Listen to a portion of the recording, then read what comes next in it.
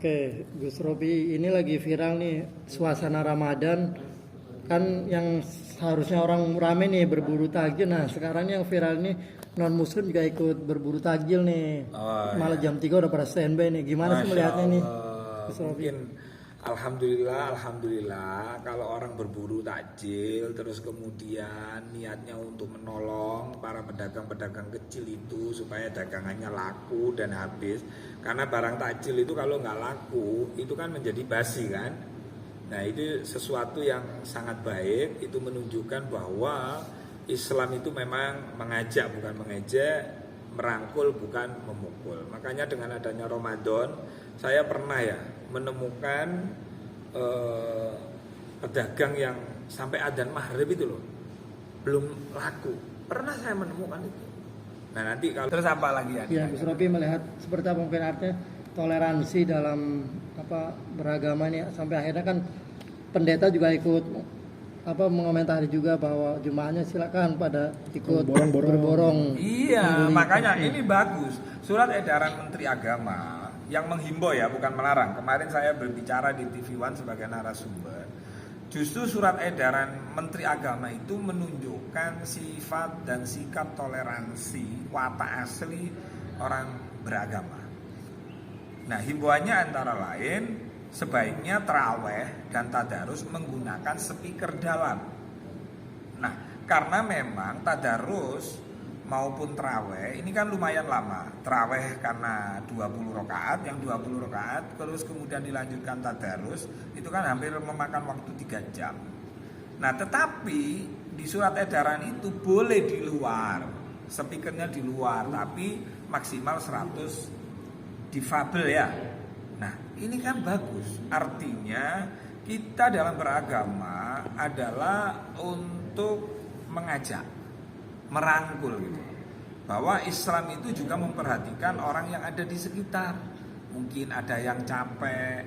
Nah, kalau speakernya di luar terus yang sini keras, yang sana keras misalnya sama-sama keras, akhirnya nggak bisa didengarkan gitu.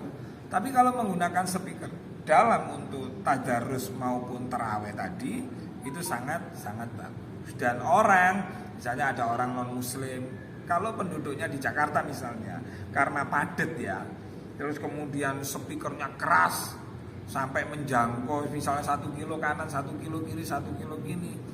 Nah, itu sangat kurang pas gitu loh. Jadi dengan adanya toleransi yang dilakukan oleh agama Islam melalui Kementerian Agama, ternyata disambut dengan saudara-saudara kita non muslim, ayo borong takjil. Pendeta menyuruh begitu kan, ayo semarakkan takjil. Nah, itulah indahnya, karena indahnya dalam beragama tadi itu. Karena orang beragama intinya adalah berbuat baik. Jadi kunci dari beragama ya bagaimana kita berlomba-lomba untuk berbuat baik. Gitu ya Ustaz Zaidi. Kan itu intinya daripada itu. Keren ini, nanti disusul kalau ada, yang penting tahu anunya lah, tahu batasannya. Mana yang diperbolehkan dalam rangka untuk menghargai, apakah di gereja harus bersolawatan, tidak harus begitu gitu. Toleransi itu bukan mencampur-campurkan gitu loh. Tapi ketika kita saling menghargai, saling membantu, oh ada saudara kita yang agama Islam, dia jualan, bagaimana supaya laku, terus ada non muslim menggerakkan, ayo kita beli, apalagi ya barangnya enak. Takjil itu memang jajanannya enak-enak gitu lah. Jadi itu yang membuat sekarang, dan ini termasuk fenomena baru ya.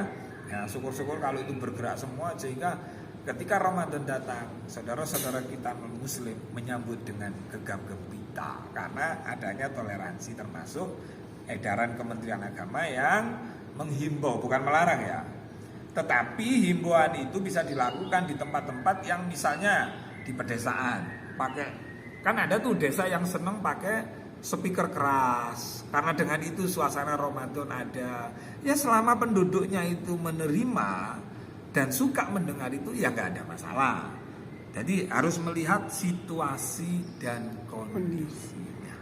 Nah, itulah makna daripada toleransi beragama.